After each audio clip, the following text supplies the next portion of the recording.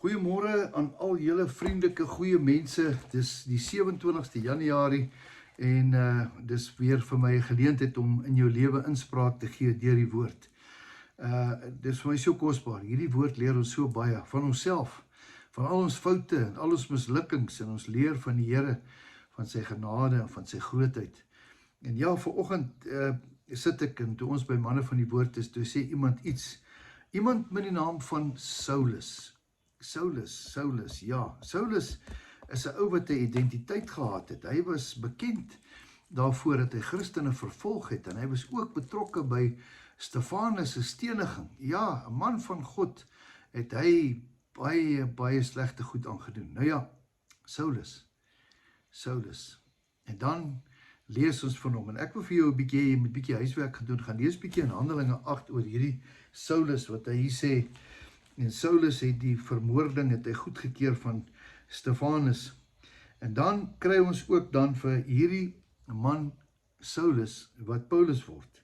En dan loop hy op die pad van Damaskus, en dan verander sy hele lewe. Dan word hy Paulus.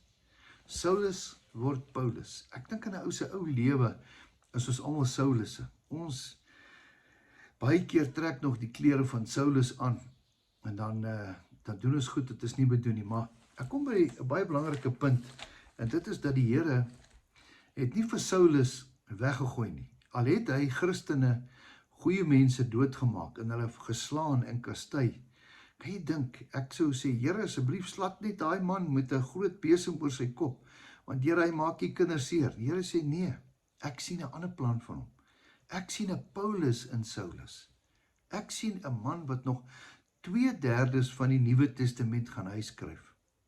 Ek dink nie hy het dit geweet nie. En dan loop hy op die pad van Damaskus, en dan slaan die Here hom met blindheid. Ja, blindheid. Dat hy nie kan sien nie, want ek dink dit wat hy gesien het was verkeerd. En dan maak die Here sy oë oop dat hy kan sien.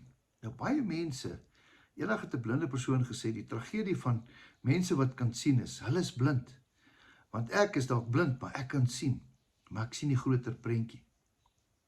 Ek praat miskien in sirkels en in fabels en sommer met draaie met jou, en wat ek eintlik wil sê is, dit wys dan net hoe die Here genade het, met my, met jou, met enige iemand daar buite, dat hy sien dat die voltooide prentjie. Wanneer ou Saulus droog maak, en hy's 'n slegte mens, dan sien die Here iemand wat 'n groot impak, 2000 jaar daarna, vandag nog, lees ons van Paulus. Laat ons nie vashak by Saulus nie. Ons almal het 'n Saulus ervaring in ons lewe. Ons almal het al droog gemaak. Maar baie keer, dan kom die Here, dan verander hy. En ek dink, dis wat die Here wil doen. Hy wil ons help. Dat ons nie net met vashak oor gister se foute nie, maar dat hy van ons met Paulus maak. Is dit nie wonderlik nie? Gaan lees gerus hierdie stuk. Dit is die pragtigste storie in Handelinge 8. Gaan lees dit gerus. Jy gaan baie daarvan hou. Kom ek bid vandag vir jou. Here, baie dankie.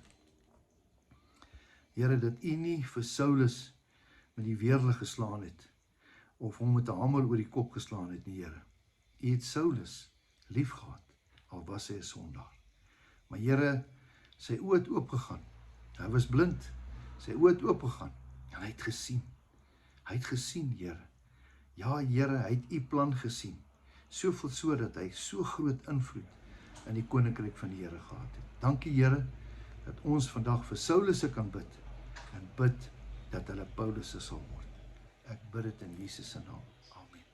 Geseënde dag vir jou.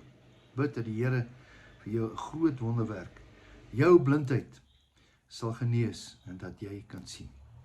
Jy moet weet, jou beste lê nog voor. Totsiens.